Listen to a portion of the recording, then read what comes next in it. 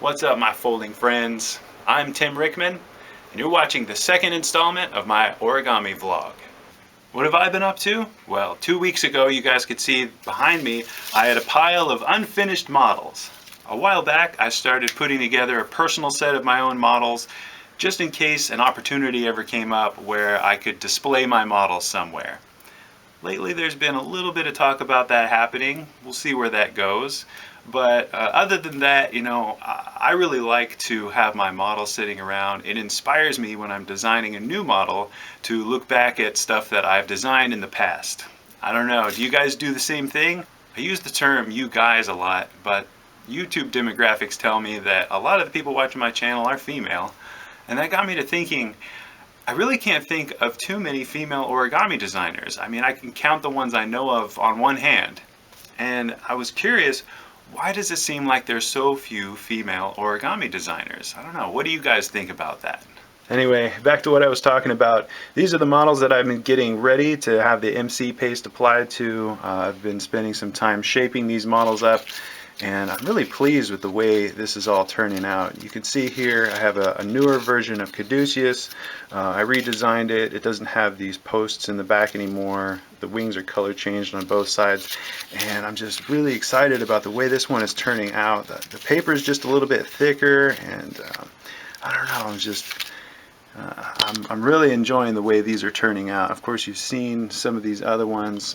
Jabberwocky, I haven't changed the pattern for the model at all, but I came up with a slightly better way to collapse the pleats in the back to make it look a little more uniform and come together a little bit better. And some of you guys know I recently moved to Japan, and it took me a little while to find Japanese wallpaper paste.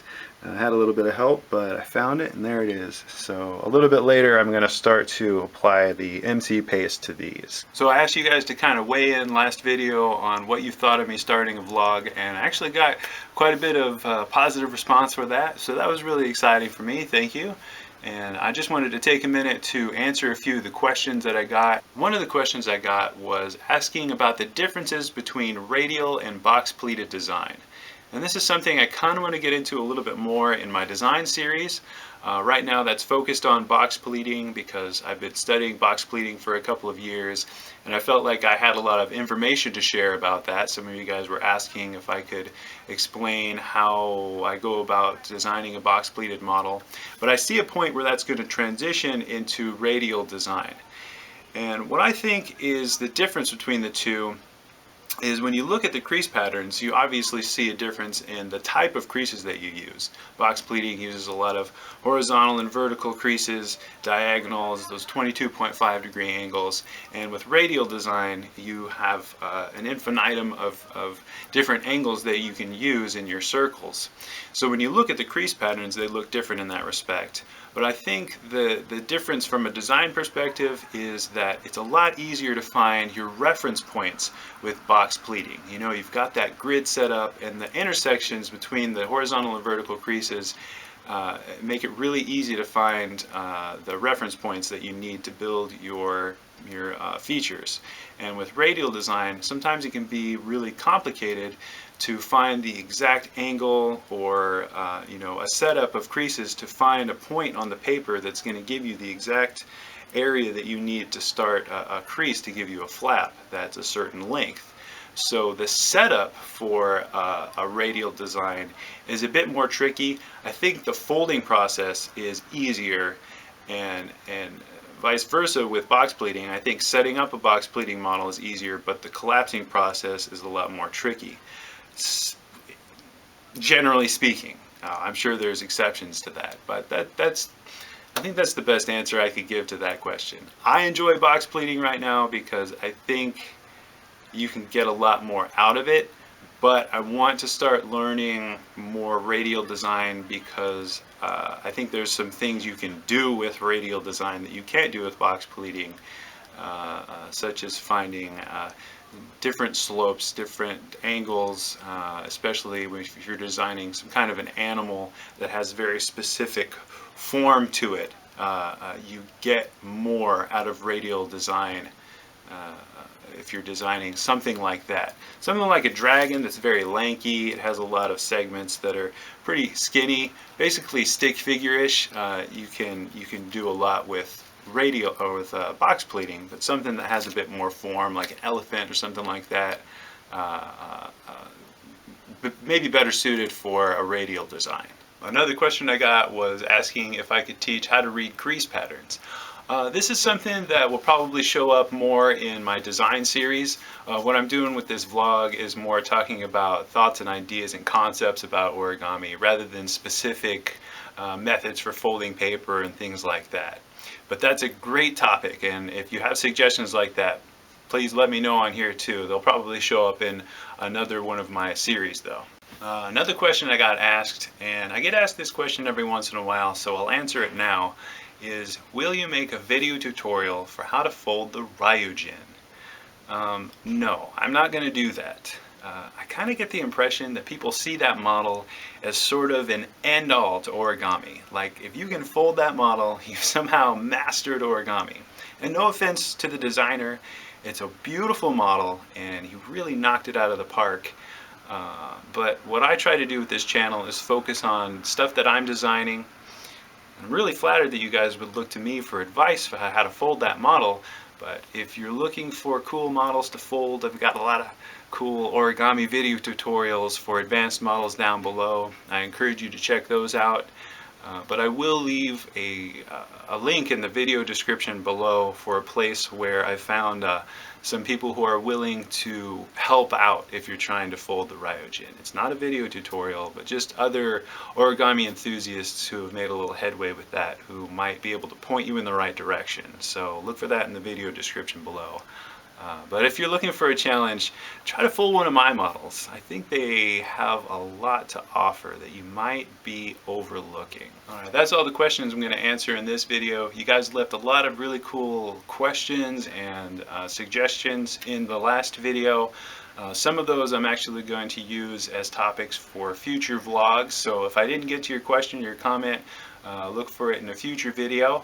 Something else I wanted to mention is that I've been trying to do a little bit of work on my YouTube page and make it a little more professional looking. I recently put together some playlists which I think make it a little more cohesive if you're trying to fold a specific model that has more than one episode to it.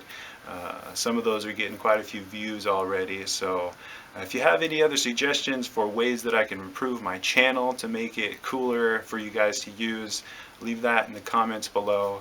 What I'm going to do now is wrap this up and show you guys a bit of the application of the MC paste to these models that I'm finally going to get done. And that'll round out the video. If you liked this video, please give it a thumbs up, subscribe, and definitely leave me some more questions and comments for stuff that I can use in a future vlog. Alright, thanks for watching everybody, and enjoy watching me work a little bit on these models. Alright, so basically what I'm doing now is applying these twist ties. This is floral wire. These work really great because what you have is a wire, but it has plastic on it. And on the opposite side, it's very smooth, so it's not going to leave an indentation from the wire. That's why you use something with this plastic coating as opposed to just a single wire, which can leave imprints in the paper. So I finally have this set up in some sort of way that I'm happy with, and now I'm going to start to put some MC on it. I've never used this MC paste before. Oh, there's a, yeah, that makes sense. Whoa, whoa. Okay, what I like to do is add just a little bit of water in MC. That way it has a chance to dissolve more evenly in a small amount of water. So I've put in about 3 or 4 spoonfuls of MC wallpaper paste. And you can see it's pretty runny, just like maybe egg whites would be. Alright, here we go. I'm going to start with the wings. And it's always a little bit scary because once you put this on, the model's going to dry and you really can't do much else to it. There's always, you know, the option to re-wet the model in little places and try to get the MC to soften up. But you want to really get it all in just one go. The paper wants to expand when it gets wet, and if it already has those creases in it, as it dries you can kind of help coax it back into the right positions so that it dries somewhat how you want it to. Yeah. Okay, so I have MC applied to pretty much the whole top half of this model, and I'm gonna let this dry for a couple of hours. So actually let this dry overnight. Set this flashlight on top of it. Let's see. Oh, it's stuck a little bit to the cup. That's alright, this is water soluble, so I'll be able to wash that off. Oh, okay. Carefully, carefully. There we go. So I took all of those twist ties off, and I'm going to come down here, try to get this first and let that dry.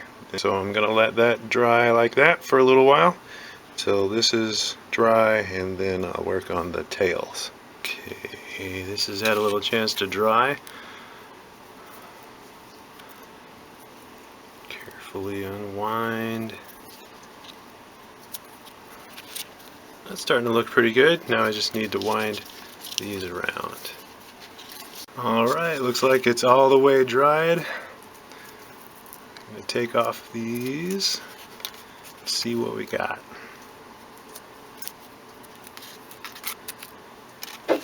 Alright, that's looking pretty good. The finished Caduceus 2.0, 2.1, something like that. Cool. Well, I'm very happy with the way that turned out.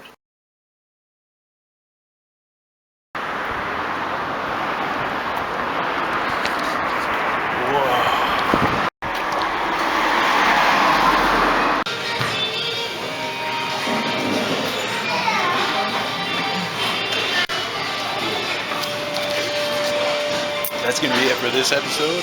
Don't forget to like and subscribe, and I'll see you guys in the next video.